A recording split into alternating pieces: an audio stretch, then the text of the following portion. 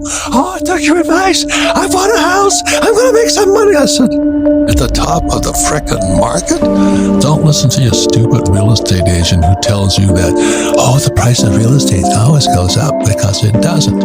When I hear people coming up to me and say, oh, the price of real estate going up and they're jumping in to buy real estate right now, I don't say anything.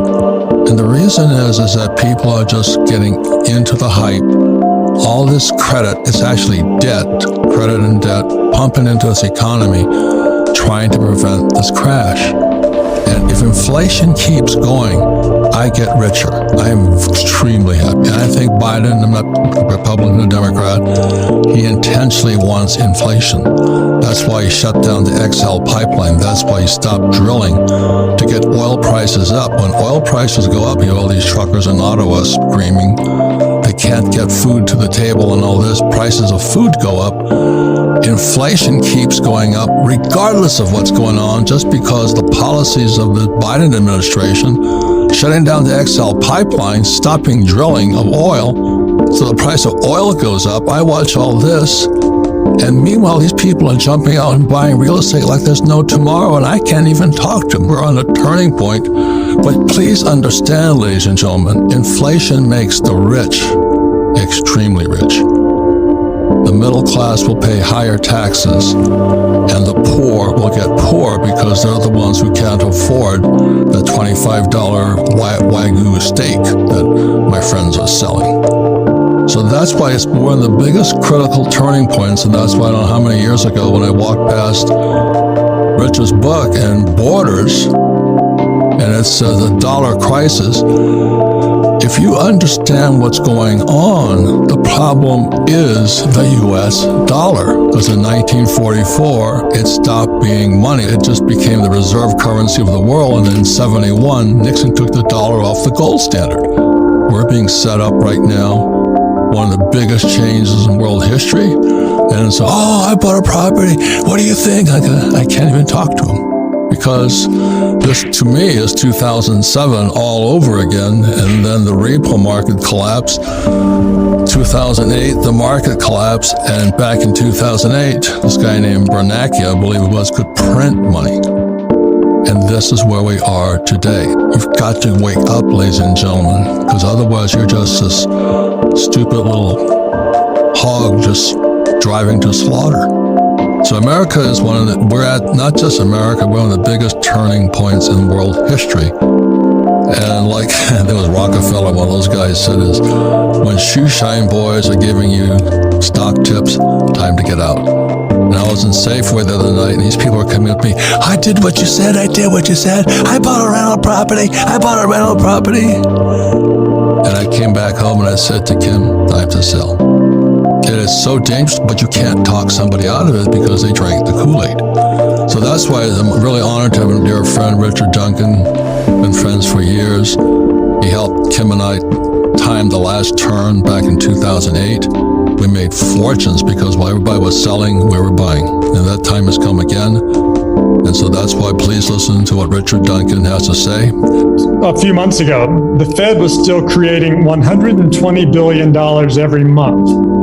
And then in November, they said they were going to start tapering that, reducing that by $15 billion a month. But the very next month in December, they said they're going to double that and reduce it by $30 billion a month. And that meant that it's going to come to a complete stop. The money printing is going to end totally early next month. No more printing next month. No more printing. And then the real blow came because in early January, they started letting it be known that they were planning to do the opposite. Instead of printing a lot of money through quantitative easing, they're going to start destroying a lot of money through quantitative tightening. Now, when they print money, that pushes asset prices up. When they destroy money, that tends to make asset prices fall. And when the stock market heard that, they freaked out. How do they destroy money? Well, they destroy money because when they print money, they buy bonds with that money. And normally, when the bonds mature, they just roll them over and buy a similar kind of bond.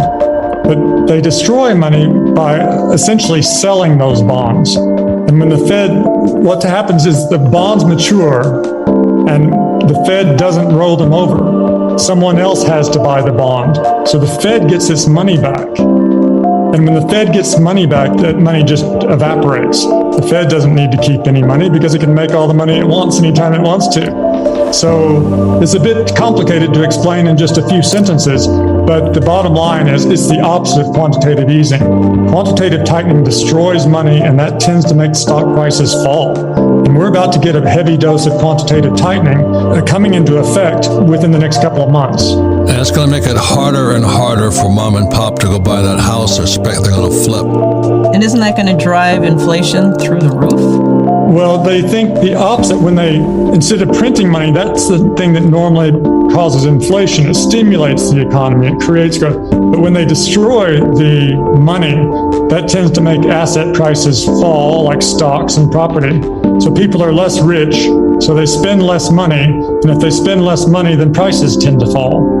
So that's why they're doing this. They're worried now that the inflation rate has moved up to 7%, and they're taking steps to bring it back down. But what they may find is this could cause a significant stock market crash. And already last month, the S&P fell almost 10%, and NASDAQ fell 15% between the 4th and the 27th last month. And some of the high-flying stocks got hit a whole lot harder than that. Look at Meta or Facebook, whatever those I call now, they tanked. It lost 26% in a day, destroying $230 billion of American wealth. There goes your 401k, sweethearts. And that's why I spoke out against 401ks forever. You know, and all you guys who are you're planning on renting your property, people won't be able to afford the rents. That's what it means. Well, so total credit is equal to total debt, because one person's loan is another person's debt, right? So the two have to equal each other. So one way of thinking about this, the easiest way to think about it, is all the debt in the country. Government debt, household sector debt, corporate debt, financial sector debt, all the debt. It first went through $1 trillion in 1964 when I was 4 years old. Now it's $90 trillion, from 1 trillion to 90 trillion during my lifetime. And this credit explosion, which would not have been possible if we had remained on a gold system where dollars were backed by gold. But this explosion of credit has transformed the world. Wait, Richard, hang on. You're speaking like an economist again. Credit is what the Fed and the Treasury allow people to get to the big banks, like Wells Fargo and all that, and that credit then allows people, the banks, to send out debt. So then corporations and individuals come in and they take credit and they turn it into debt, but it's the same thing. So by creating credit, debt could explode. Am I correct on that or incorrect? No, I think you put that exactly right. Yeah, credit's not a word people use. They use credit card, but they think about debt, their household debt. So that's what I'm saying. We don't teach economists. You know, we teach everyday mom and pop who's trying to speculate on their 401k or their house. The reason I tend to use credit is because I say this system that we have now is not capitalism, it's creditism. Yes. Creditism sounds better than debtism. I tried that. Creditism works better. Yeah. Capitalism to creditism. Because credit growth drives economic growth now. We're dependent on it. Yeah, what Richard is saying is the way America grew is because we produced products. Now we don't produce products, they create credit or debt. Am I correct on that one? That's right. Instead of our economy being driven by investment and savings as it used to be, it's now driven by credit creation and consumption, and more credit creation and consumption. And that's been great. The problem is it requires credit growth to survive. If credit contracts, we have a depression. And that has made us dependent now on government borrowing and government spending to keep us out of depression. So if you're going to buy, I don't know how many people, I took your advice. I bought a house. I'm going to make some money. I said, at the top of the frickin' market? And what about all these guys in this 401ks? 401ks came into existence in 1974. It was called ERISA. And I've been speak out against 401ks because I will get censored with this one. But 401ks are like a condom. It gives you a false sense of security where you're being screwed. Do you know what I mean? And if this market crashes, when they raise these interest rates, if they do, your 401k turns to 201k. Just as you get ready to retire, all you old guys like me, hear what I'm saying? If they raise interest rates because they're going to stop inflation, your 401k may be toast. I'm not saying it's going to happen, or if you're a millennial and you got mom and dad who are living in La La Land with their two 401ks, you might be in serious trouble.